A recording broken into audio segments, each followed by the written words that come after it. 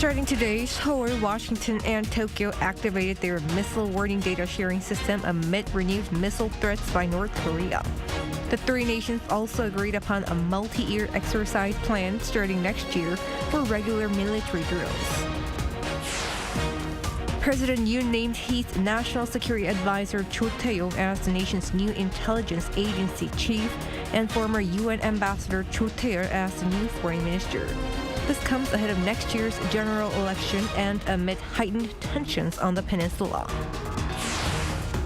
More than 100 people were killed and hundreds injured in China as a 6.2 earthquake hit the country's northwest on Monday night.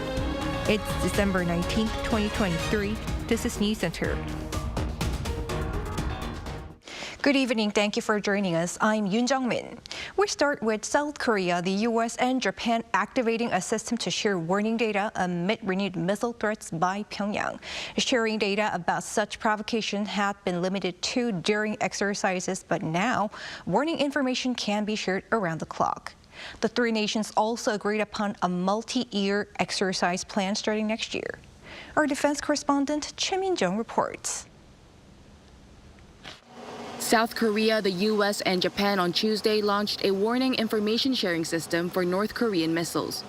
The Defense Ministry said the system has been established to detect and evaluate missiles launched in real time so that they could ensure the safety of citizens and improve related capabilities. We expect that today's achievements will further enhance a new era of trilateral security cooperation. The three countries will continue to strengthen trilateral cooperation to ensure peace and stability in the Indo-Pacific region, including on the Korean Peninsula and beyond. The three countries are now able to share data on a missile's presumed launch site, flight path, and landing site. On top of that, warning data is now shared around the clock. Previously, data sharing on North Korean missiles had been limited to during exercises. Information used to be shared temporarily and partially during general training. But now, South Korea, the U.S. and Japan operate a new system that allows them to share North Korea's missile warning information 24 hours a day. The Defense Ministry and experts say that the sharing system will further strengthen the military's response posture and capabilities by allowing South Korea to quickly obtain more accurate information. It is meaningful that the American early warning satellites can detect stress in advance within 7 to 9 seconds after liftoff. It takes 3 to 6 minutes for a missile attack from North Korea to South Korea. However, if it is detected within 7 to 9 seconds, it can be intercepted more quickly and accurately. Seoul, Washington, and Tokyo have also approved a multi-year exercise plan. Starting next year, they will regularize military drills and carry out exercises in line with growing provocations from Pyongyang. The leaders of the three countries had decided to establish a multi-year exercise plan at the Camp David summit in August and agreed upon the need for the warning data sharing system at a trilateral summit held in November last year. Choi Min-jung, Arirang News.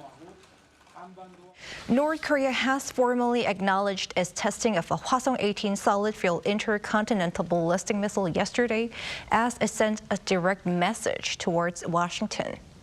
Our North Korean affairs correspondent Kim Jong-sil reports. North Korea made it official that what it fired on Monday morning was indeed the Hwasong-18 solid-fuel intercontinental ballistic missile.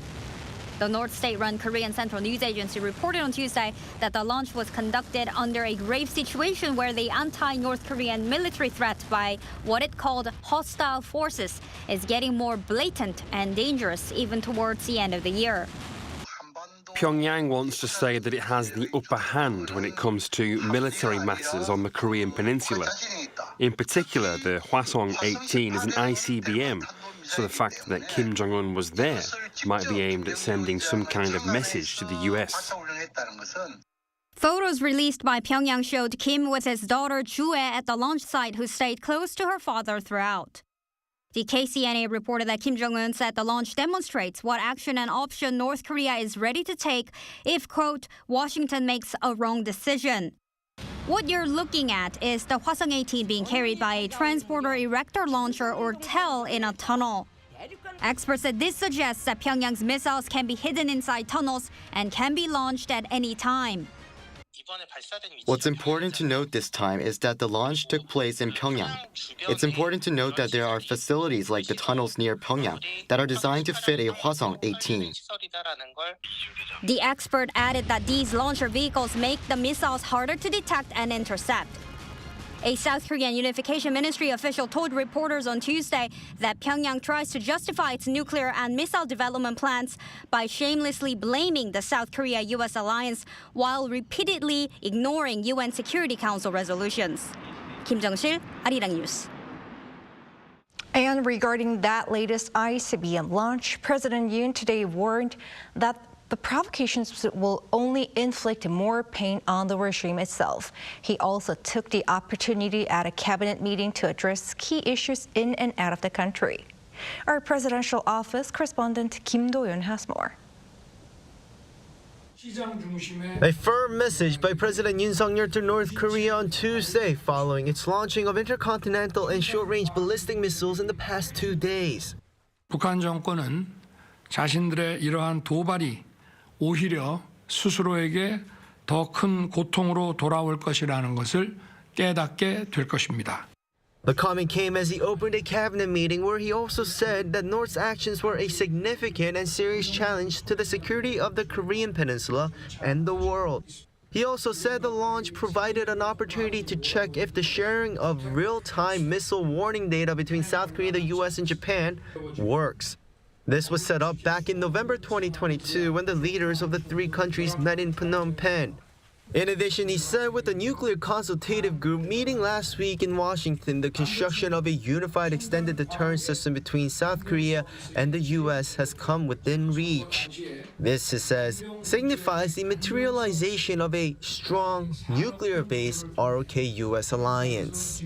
정부는 북핵 위협에 대해 국민들께서 아무 걱정 없이 편안하게 지내실 수 있도록 경제 사회 활동을 원활하게 하실 수 있도록 확실하게 뒷받침하겠습니다. He also took time to look back into his state visit to the Netherlands last week. He cited the new, quote, chip alliance with the Netherlands as the Dutch chip-making equipment company ASML holds key technology for semiconductor production. Just for semiconductor cooperation, the two countries signed 6 MOUs. President Yoon told the cabinet that the chip alliance implies sharing sensitive information and technology and jointly nurturing talent. The Netherlands recognizes us as a semiconductor ally, and both domestically and globally, attention is being paid to the semiconductor alliance between our two countries. But he said cooperation isn't limited to this industry and that bilateral cooperation will be deepened in clean energy, science, and agriculture. In the meantime, he also urged the relevant ministries to follow up on the newly passed Supply Chain Stabilization Act. He said to thoroughly prepare for the prompt operation of the early warning system and supply chain risk management system as per the new law. He added that the weaponization of resources and fragmentation of supply chains represent the biggest challenges faced by the global economy. Kim Do-yeon, Arirang News. Ahead of next April's general election, current National Security Advisor Cho Tae-yong was nominated as the intel agency chief, and former ambassador to the UN, Cho Tae-yeol, was named as the new foreign minister, both known as seasoned diplomats. The presidential office has also decided to create a new position to better handle economic security issues. Our foreign affairs correspondent Bae Eun-ji with the details. President Yoon Suk-yeol has named current National Security Advisor Cho Tae-yong as the head of the country's intel agency. He will be filling the vacancy created after the National Intelligence Service Director Kim Kyu-hyun resigned last month. Cho, a veteran diplomat, joined the foreign ministry in 1980, and his career has mainly been focused on U.S. affairs and North Korean issues.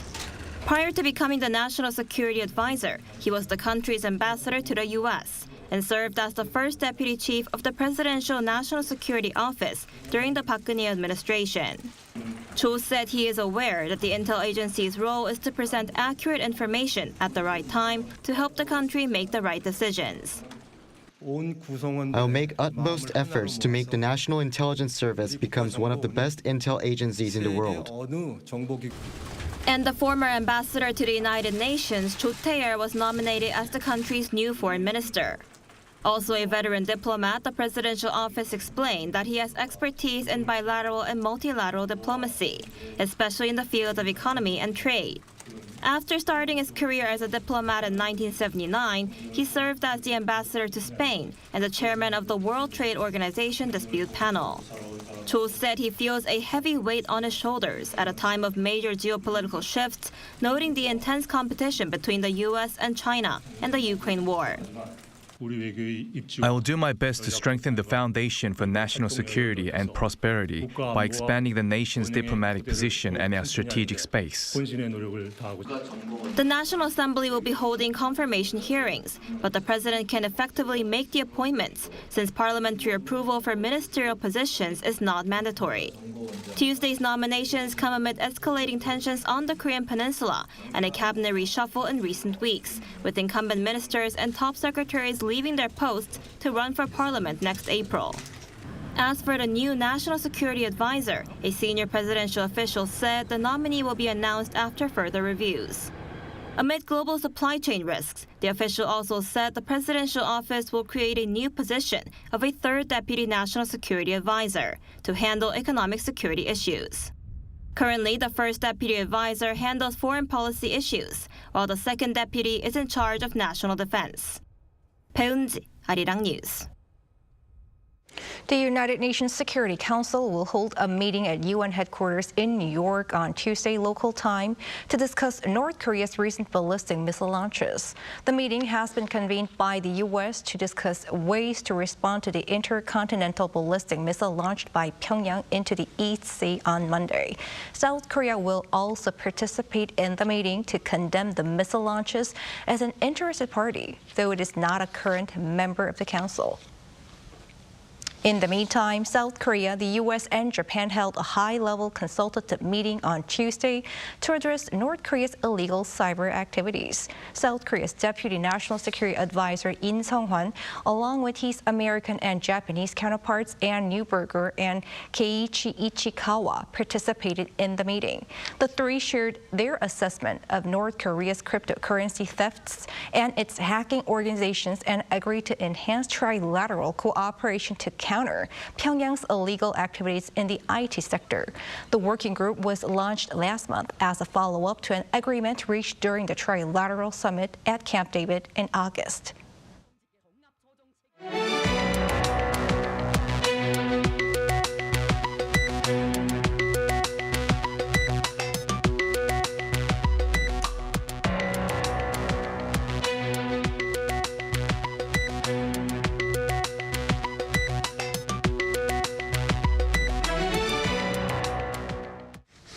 In neighboring China, more than 100 people have lost their lives after an earthquake struck the mountainous Gansu province on Monday night. Rescue workers are now scrambling to find survivors in sub-zero temperatures. Song Yujin has the latest. At least 118 people have died and hundreds left injured after an earthquake hit China's northwest Gansu province on Monday. According to the province's emergency management department, 105 deaths were confirmed as of Tuesday morning. State media CCTV reported that 13 others were killed in the neighboring Qinghai province, while over 500 people have been injured. The quake struck Gansu's Jishishan County late Monday night near its provincial boundary with Qinghai. The U.S. Geological Survey measured the magnitude at 5.9, while the China Earthquake Network Center put it at 6.2. There were 9 aftershocks by 10 a.m. Tuesday, with the largest one recording a magnitude of 4.1. Thousands of homes and buildings have been damaged. The quake also cut off water, electricity, and mobile signals in some areas. In response, Chinese President Xi Jinping has called for all-out search and rescue efforts, with more than 4,000 firefighters, soldiers, and police officers having been dispatched to the affected regions. The Provincial Earthquake Relief Headquarters Office coordinated with the Provincial Bureau of Grain and Material Reserves to transport the first batch of emergency supplies to the disaster areas. Rescue workers are rushing to find survivors trapped under rubble, with concerns mounting over the bitter winter cold. Overnight temperatures in the area ranged from -9 to -15 degrees Celsius. We will fully mobilize medical resources throughout the province and go all out to carry out medical treatment, psychological counseling, epidemic prevention, water quality testing, and publicity, guidance, and education. Earthquakes have become somewhat common in mountainous regions of western China. Last September, more than 70 people were killed in a magnitude 6.8 earthquake that hit the southwestern province of Sichuan. 송유진, Arirang News. Over in the Middle East, following latest talks between U.S. Defense Chief Lloyd Austin and Israeli officials in Tel Aviv, Israel could gradually transition to a new phase of its offensive in Gaza, meaning more precise targeting of Hamas rather than widespread bombing. Jong-un has the latest. U.S. Secretary of Defense Lloyd Austin and Israeli Defense Minister Yoav Gallant held a joint news conference in Tel Aviv on Monday to discuss the current state of military operations in the region. Gallant stated the Israel Defense Forces will gradually transition to the next phase of its operations in Gaza, in which the local population would likely be able to first return to the north of the coastal strip. Austin highlighted the importance of reducing harm to civilians, adding that protecting Palestinian civilians in Gaza was both a moral duty and a strategic imperative. And we also have some great thoughts about how to transition from high-intensity operations to a lower intensity and more surgical operations. In turn, Gallant stated Israel's intent to continue its operations at varying levels of intensity, depending on the regional situation. We will continue to operate in different levels of intensity according to the situation in the region. And Gallant also expressed Israel's intent not to control Gaza in any civilian way, but to carry out the necessary operations for securing its future. Austin was the latest among the Biden administration to visit Israel since the unprecedented October 7th attack on Israel by the Palestinian militant group. Washington, Israel's closest ally, has provided intense military and diplomatic cover for the war in Gaza. U.S. President Joe Biden, however, warned last week that Israel was losing international support because of its indiscriminate bombing. The humanitarian situation in Gaza is dire. Nearly 19,500 people have been killed by Israeli military action in Gaza since October 7th, and more than 52,000 wounded, according to the Hamas-controlled Ministry of Health. The UN stated that much of northern Gaza has been decimated by airstrikes, and more than 80% of the enclave's population has been displaced. 정은주, Arirang News. In the Vatican, the Catholic Church has endorsed blessings for same-sex couples, provided they are not part of regular church rituals. Though the doctrine regarding marriage does not change, it's seen as a tangible shift in policy. Choi Soo-young explains. Catholic priests will now be able to bless same-sex couples. On Monday, Pope Francis approved the declaration Fiducia Supplicans published by the Vatican's Faith Department that allowed the possibility of blessings for couples in irregular situations, including unmarried couples, divorces, and same-sex couples. People with homosexual tendencies are children of God. God loves them. God is with them. However, the Vatican made clear this is not an offering any type of ritualization or impression of a marriage. The document stated that the blessing must never be given in regular ritual ceremonies, including the sacrament of marriage, mass, or a civil union, nor can it be given in connection with them. Cardinal Victor Manuel Fernandez, who signed the ruling, said it does not violate the sacrament of marriage between a man and a woman, as it does not change or modify the Church's long-standing stance on marriage. But for the first time in the Catholic Church's history, the Vatican has opened itself to same-sex couples. It follows the Pope's continued commitment to reform and indicates a change from the Vatican's position in 2021 when it refused to bless same-sex unions. In October, the Pope indicated that priests could bless same-sex couples based on their judgment. However, conservative cardinals sought clarification on whether such blessings aligned with Catholic teachings. The Pope responded by emphasizing that marriage is exclusively between a man and a woman, and rituals implying in any other way should be avoided. Last Sunday, Pope Francis celebrated his 87th birthday, and according to religious experts, there is a prediction that, due to his ongoing health issues in old age, he may become even more proactive in Catholic reforms. Choi Soo-hyung, Arirang News. One man's waste may be another man's treasure, and the wisdom of these words are being tested to generate power from unlikely sources. Yoon tells us more. When a car engine is started, there is vibration on the hood of the car, as well as rise in its surface temperature, up to 60 degrees Celsius. This is where scientists have discovered wasted energy and are now looking to develop technology to harvest such energy that goes to waste. Until recently, energy from the vibrations and the heat were measured separately and not deemed efficient enough to be a power source. But a team of Korean researchers have now succeeded in designing a hybrid energy harvester that combines piezoelectricity and thermoelectricity, resulting in a higher final power generation. Attaching a brass plate onto the surface of the heated surface increases available thermoelectricity. The brass cantilever creates additional energy as its unattached end vibrates, which is the piezoelectricity. And the resulting amplified energy from both the heat and vibration is nearly twofold.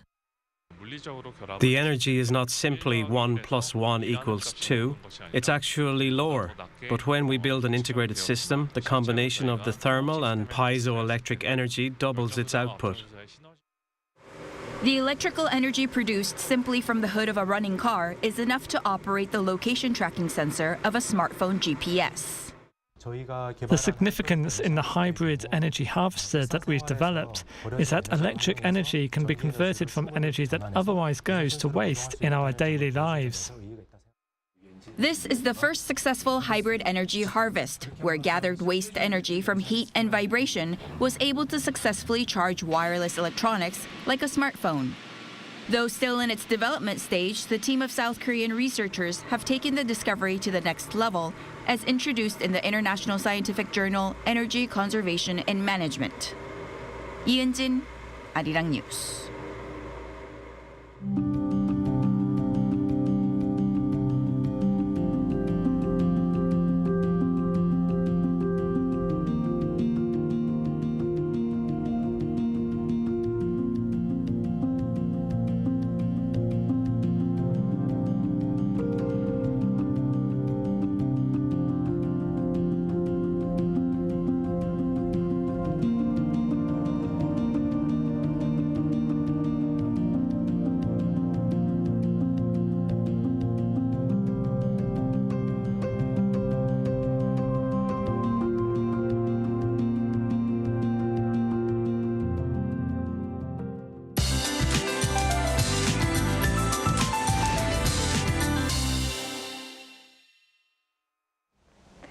With cold wave warnings centered on Gyeonggi-do and Gangwon-do provinces, cold spells are expected to be similar to today's, with -8 degrees Celsius in Seoul and -12 in Daegwallyeong tomorrow morning. However, from tomorrow afternoon, the Arctic cold will go south again, and below zero temperatures will continue all day. Please prepare for extremely cold conditions.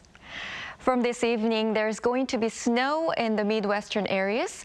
The snow will expand to the Chungcheongdo province tomorrow, and there will be lots of snow on the west coast.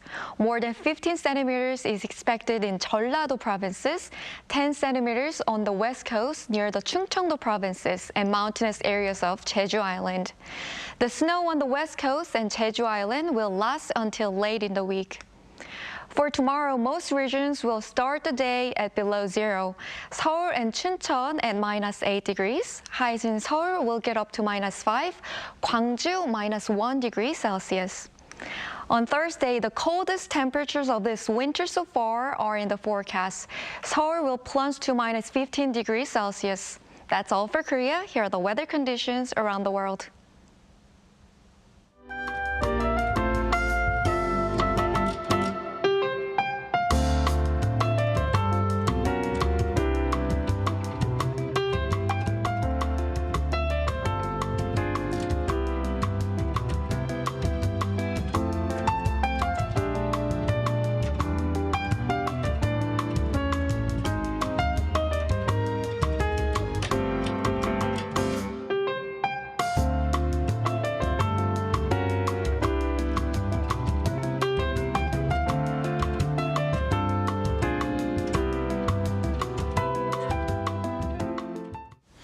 That's Newscenter for tonight. Thank you for watching. A panel session up next.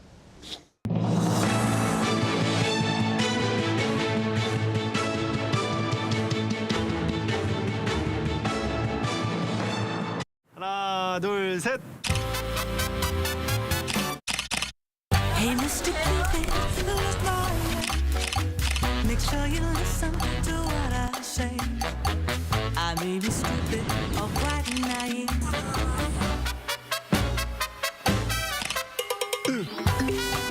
끝없이 쏟아지는 포토스팟. 휴대폰 한 대로 감당할 수 있겠니? Arrow straight through my heart.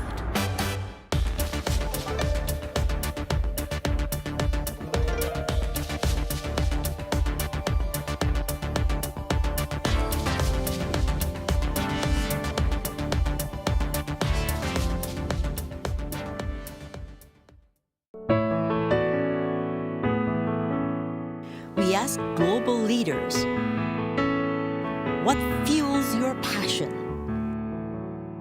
How did you develop the courage to take that leap? What would you say to those who look up to you, the globalists? For those who dream of the world stage, the globalists will share their stories. You're watching The Globalists. You're watching Arirang.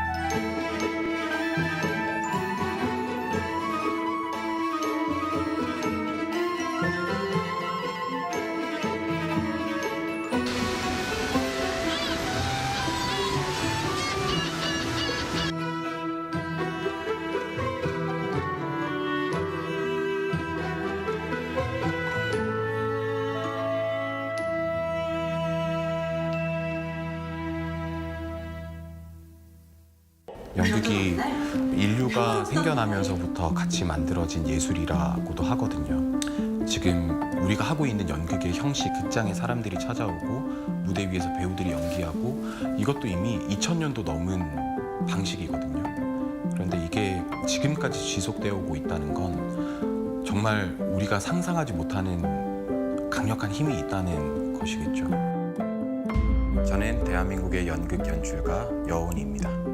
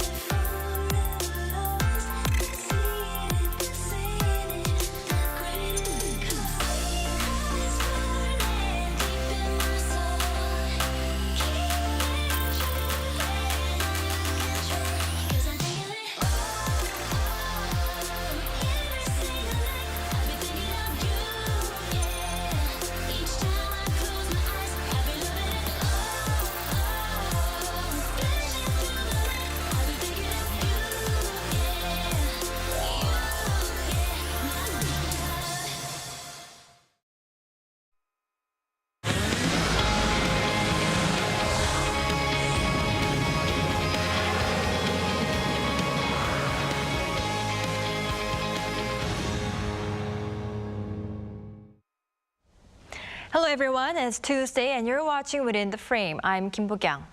Just around a month ago, the U.S. and China agreed to resume military-to-military communications after a summit at a historic country estate near San Francisco as part of an effort to ease tensions. However, the hotline has not been restored until now. The U.S. is still imposing export restrictions on China, while China is keeping its trade curbs on critical materials. That being said, though many say the U.S.-China relationship is in a much better place than before, it is true that bilateral ties are still very fragile. With many major events scheduled for next year, how do experts forecast 2024 when it comes to Washington-Beijing ties? For this, we invite Professor Jack Zhang from the University of Kansas. Welcome, Professor Zhang. Thanks for having me. And we also have Su Chin-do, a senior fellow from Pangol Institution. Good to see you, Mr. Su. Good to see you again. All right, first question to our Professor Zhang. Latest news first. Chinese President Xi Jinping visited Vietnam for his first state visit in 6 years, and the two sides signed 37 agreements. What was agreed during Xi's recent Hanoi visit, and what was the significance of the trip? Well, I think it would be quite boring for me to list all 37 agreements. I would say some highlights include cross-border railway and telecommunication linkages and digital trade. But I think the important thing to recognize here is the context, right? So first, China is facing serious economic headwinds coming out of its self-imposed zero-COVID isolation last year. Its international image, especially in terms of public opinion, I think has suffered also in recent years. And finally, it faces intensifying economic and technological containment from the U.S. and its allies. And so this is the 9th state visit, I believe, since last September. My presidency is the third to an ASEAN country. And, you know, ASEAN in general, right, and Vietnam in particular are really important partners for China economically and politically. And so I see this visit as a campaign to mend ties in the region with an important neighbor. And the timing is particularly significant because it's coming after President Biden's state visit to Vietnam earlier this year. Right, like our Professor Zhang already pointed out, Mr. Su, such a visit to Vietnam came just 3 months after U.S. President Joe Biden traveled to Hanoi in September. And at that time, Washington and Hanoi upgraded their relationship to comprehensive strategic partnership. What are the reasons behind these two major powers vying for influence in the Southeast Asian nation? If you look at the China-U.S. relationship, in particular with the regional countries like Vietnam, and many people would describe this as a vying influence between the two superpowers. But if you want to be accurate, you would say the U.S. is trying to contain China. Of course, they want to draw regional countries like Indonesia, like Vietnam, to join this Indo-Pacific strategy, which is solely focusing on China. Basically to have Vietnam against China. That's the U.S. purpose, that's very clear. But if you look at the China-Vietnam relationship, I would say it's more than that, to say the least. It's really more about the bilateral relationship, just as Professor Zhang pointed out. If you look at the agreements between the two countries, it's about substantial cooperation in terms of infrastructure, in terms of digital trade, under the Belt and Road Initiative, for example, as well as people-to-people exchanges. They are important neighbors, and also they have the same ideology. Both countries are run by the Communist Party, and also they have the same idea in terms of the ideology, in terms of political system, in terms of the practice of running their country. So I think people should not forget about that. So, for China, it's not about having Vietnam against the U.S. It's really about strengthening bilateral ties and strengthening relationship with ASEAN, the regional bloc. In that sense, that's already served the interests of the Chinese side. China is playing defense against the U.S. containment, ideologically, militarily, and economically. So that's the nature, I would say, in terms of this visit. All right, I see your point. So for U.S., visiting Vietnam is more of containing China, and also for China, it's more of bolstering ties with Vietnam. I see your point. Now, Professor Zhang, staying on China's diplomacy front, China and North Korea held high-level talks in Beijing for the first time almost in 4 years. Not many details were released, but the two sides reportedly agreed to strengthen their relationship ahead of the 75th anniversary of establishing diplomatic ties next year. Could this be part of efforts to bolster bilateral ties that have been a bit loosened recently, or just a gesture to manage existing ties?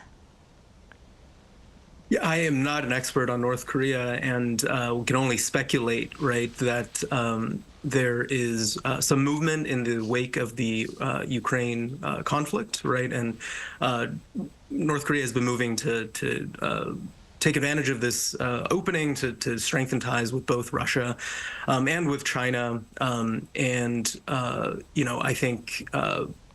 I'd like to turn back to the Vietnam point actually a little bit, and where I think more needs to be said about how we can applaud Vietnam's diplomacy in recent years. I think, right, no country has a more complicated relationship with China and the United States, right, and it's the only country that has managed to host state visits by both President Xi and President Biden this past year.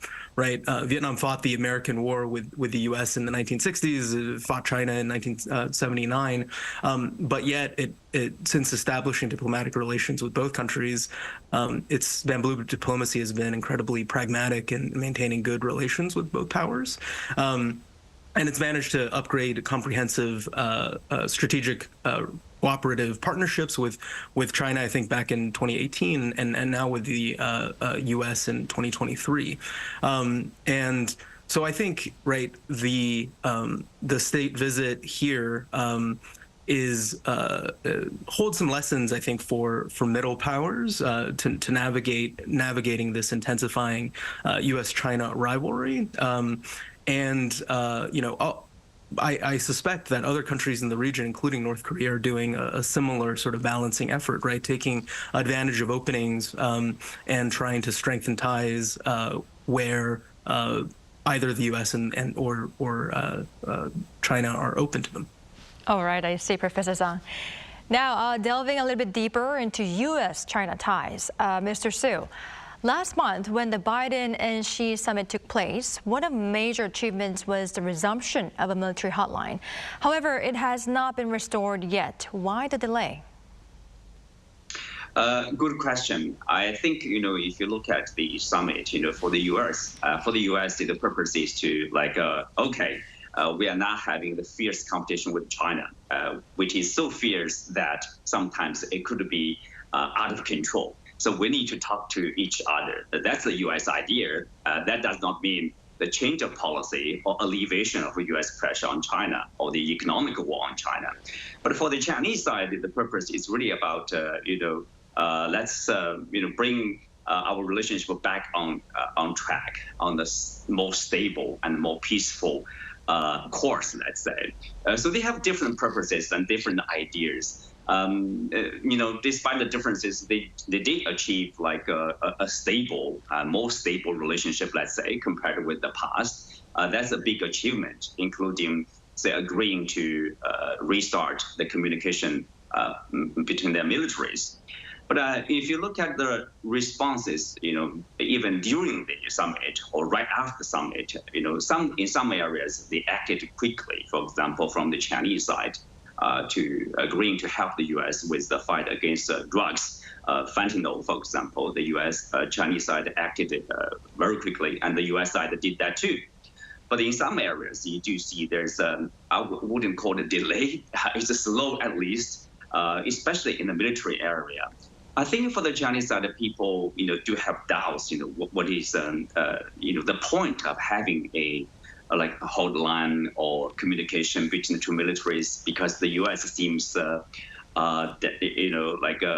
focusing on containing China, focusing on supporting the Philippines, for example, to provoke crisis one after the other in the South China Sea, or sending aircraft carrier, navigating through the Taiwan Straits, challenging the Chinese sovereignty over there. The U.S. is not changing its behavior at all in this region. So the Chinese would ask the question, okay, with the hotline, with the communication, what's in there for us? What can we benefit from such a scenario? Of course, the U.S. would see that's a way to avoid military conflicts. But for the Chinese side, you should not behave in a manner that will create conflicts in the first place. Without such a military contact, probably you would be more cautious in your behavior. But with such a hotline, with such a military encounter, the U.S. could do whatever they could do. They can do to provoke. From the Chinese point, there's really not much to gain to have this close military-to-military conflict. But still, with that being said, obviously they do have military conflicts. At different levels, officials they are talking to each other. I see. So basically, China right now has doubts over the point or the purpose of having this military hotline regarding the United States. All right. Now, Professor Zhang, adding on to that, export controls between the two countries have continued as well. The U.S. House even called for a reset of U.S.-China economic relations, saying China's economic system is not compatible with the WTO, while China, too, has been imposing raw material export curbs. Could you walk us through the situation here? I think the important thing for your viewers to understand is that the U.S. has separation of powers and that policy on almost everything, right, but especially on China, is contested and it's not often coordinated between branches of government. So I really welcome the efforts made in San Francisco to stabilize the U.S.-China bilateral relationship and prevent a further deterioration. And that is a White House effort, and I know the folks who worked hard to make that happen. But the White House can't tell the House Select Committee on what to do, and especially not on what to say. And so, yes, and export controls are still in place. What I work on, tariffs are still in place. And more frustrating for me are the simple things that were put into place during the pandemic in a period of worse U.S.-China relationships, like the State Department's travel warning on China. Those things are still in place and make it hard for study abroad programs at universities like mine, right? So these simple things take some time, I think, to unravel, but hopefully, we'll see that and people-to-people exchanges can happen. I mean, the other thing that we all need to keep in mind is that it's an election year here in the United States in 2024. And I think President Biden's team is very worried about, appearing or being labeled as soft on China. I happen to think that is, misguided, and that no matter what, if he's facing, former President Trump again, that accusation is going to be levied with or without sort of, policy content and actions. And I hope that the team in the White House can help at least unravel some of these things that are not. That are mutually sort of harmful, like the travel warning that's still in place. All right, I see your point. Well, Professor Zhang, one more question. Escalating export curves and maintaining remaining curves definitely shows us the accelerating fragmentation of the world economy into regional power blocks centered, of course, around the U.S. and China. And regarding this, officials from the IMF pointed out that this could cut global GDP by 7%. Could you explain how U.S.-China tension could affect the world economically? Yeah, I haven't heard that particular quote or estimate before, but I think the concern is not too far off the mark. U.S.-China competition threatens the prevailing trend of globalization that's generated so much prosperity for the world in general, and for East Asia in particular over the last 40 years. I think countries like Vietnam and South Korea that have strong economic and ties with both the U.S. and China have benefited from this trend, and that a return to a Cold War, is undesirable, right? That life today is definitely, with peace, is definitely preferable to the proxy sort of conflicts that were fought in these countries between the U.S. and China in the past. And so I think the escalating U.S.-China rivalry poses risks to the world economy in at least two important ways. In the short term, there's pressure to decouple and de-risk from China, and that's going to generate some adjustment costs and policy uncertainty as companies try to reorient their supply chains and adjust to this new reality, right? The uncertainty of this. And so there's also going to be pressure on countries to choose sides.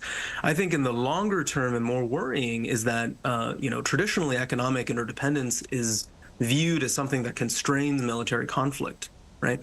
And so if the U.S. and China are both positioning their economies to reduce economic interdependencies on each other in the name of national security, I think ironically both sides are actually destroying a lot of these restraints that were previously in place, and making military escalation, if not more likely, then at least less costly. Right. And so, the slide towards an unthinkable sort of conflict between two nuclear powers, right? There's fewer checks in that process. And that's sort of the more worrying dimension that this competition can pose, and why I think efforts to try to put guardrails or floor, whatever metaphor you want to use, to make sure that we don't get there are so important. All right, I see. Now, Mr. Su, back to diplomacy. U.S.-China diplomatic tension centers around Taiwan as well. And on January 13th, voters will elect Taiwan's next president as well as its legislature. Lai Ching-te from the Democratic Progressive Party and the Kuomintang's Ho Yu-ih are reportedly in fierce competition. Could you tell us about this, and how are U.S. and China viewing this election? Well, yes, you're right. Lai Ching-te from the ruling party, or DPP, which is the independence-minded party. Lai Ching-te calls himself as a realistic worker for Taiwan independence. Now, here is the key word is Taiwan independence. For anyone who follow the Taiwan situation, we understand that, the bottom line for the Chinese side is Taiwan independence. Let me be frank. If there's a Taiwan independence, for example, declaration of such a state, that basically means a conflict. That basically means a war. So, for the Chinese side, basically, the idea is and whatever situation, the country will achieve its national reunification through whatever means. No country will be allowed to prevent China from achieving that goal. Of course, the preferable means is through peaceful negotiation, through peaceful talks between the two sides. But, if you have Lai Ching-te, here comes Lai Ching-te, that's the danger or the potential risks if there's a presidency in Lai Ching-te. Not only the Chinese side, but also the American side is also worried about Lai Ching-te. That's also the truth. That is, the U.S. does not like to see someone, you can call them a troublemaker for Washington, because Washington's strategy, to see the Taiwan as a strategic asset against China, is lying in a state of division between the mainland and Taiwan. But it does not lie in the independent Taiwan. If there's independence of Taiwan, that means trouble for Washington. That could mean a direct military conflict between Beijing and Washington. That's not something either side wants to have. So that's the situation with the candidate Lai Ching-te. Ho Yu-ih is seen as from the party KMT, which is seen as China friendly. But for the Chinese side, whoever will be the leader of Taiwan, it does not make a big difference in the real sense, because it's really about the contact between the peoples. It's about the trade between the two sides. It's about the general trend or the comparison of, let's say, economic or military strengths between the two sides. And also remember, whatever any reunification, or in particular peaceful reunification, will go through Washington. But now we do have a difficult situation. That is, Washington has basically changed its idea. It's a one China policy here. So the status quo has been changed. Washington, in the real sense, they will not welcome even a peaceful reunification between the two sides. That's a challenge. And of course, that will affect Washington's stance on which candidate they prefer, or which candidate they will give some support, usually in a very subtle way. All right, I see. Well, until now, we have been talking about the Taiwanese election, but Mr. Su, what's more directly linked to Washington-Beijing ties would be, of course, the U.S. presidential election. And all eyes are on whether former President Donald Trump will be able to begin his second administration.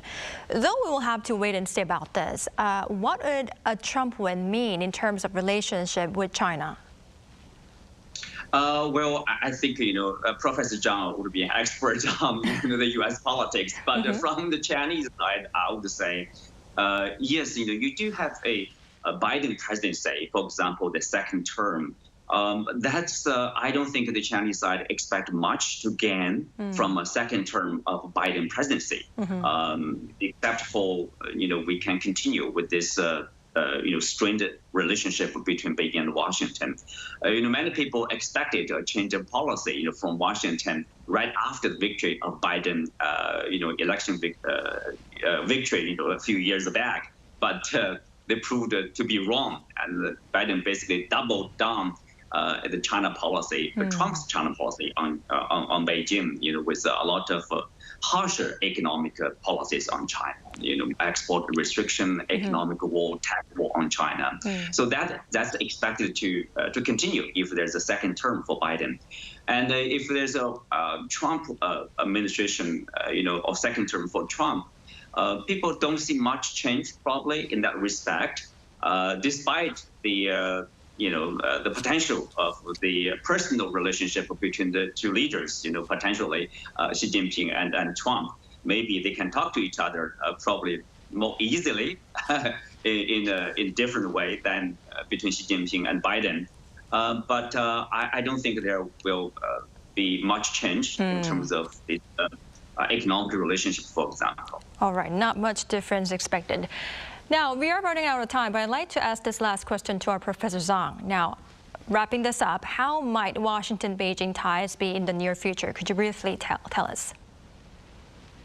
Sure. As I mentioned earlier, it is an election year here in the U.S., so I agree with Mr. Xu that there's not a lot of hope for any kind of policy adjustment out of Washington. And in the meantime, then the onus is on Beijing, I think, to be patient and manage the relationship responsibly until after we're here in the U.S. we call election season, silly season, right? But I think there's some room for hope in that I don't think that the U.S. public is so implacable when it comes to China as policymakers in Washington seem to believe. And I think that the benefits of the existing relationship has not been clearly articulated. And more importantly, I think the costs of confrontation or conflict and what that means for average Americans is not being discussed enough. And I think it will be more obscured with a Trump presidency than with the Biden one. And so, sadly, the truth is there is a bipartisan consensus around, competition with China here, and so it doesn't really matter. I agree which party or which president comes into power. A lot of the orientation of policy out of Washington is not going to change. But I think if we're going to be in this world of competition, I think Washington actually has a lot to learn from capitals in Asia, from Hanoi and from Seoul, than the other way around, because East Asia has been managing competition with China. The longstanding sort of security concerns that we talked about earlier for a long time, but managed to deepen economic ties and balance economic growth and national security. And so I'd hope, right, where we can end up in the U.S.-China relationship is a similar sort of balance where, between these two imperatives. All right. Thank you for your point of view, Professor Zhang. Well, unfortunately, this is all the time we have for today's edition. Thank you, Professor Zhang and Mr. Su, for your time and insights. We really appreciate it. Thank you. All right, that's all for Within the Frame tonight. We'll be back tomorrow with more in-depth stories. Thank you for watching, and goodbye.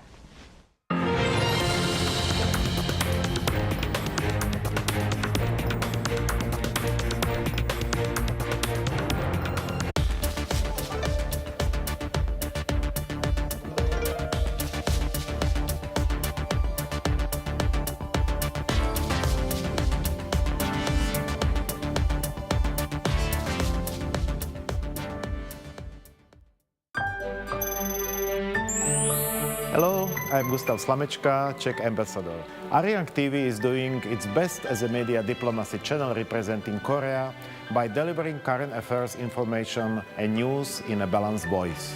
Everyone I meet can get news about Korea through Arirang, and we are thankful. I hope Arirang TV will continue to take the lead in delivering Korea's news to the world, and I hope it will be a channel for the world and Korea to synthesize. Resonating with the world, Arirang.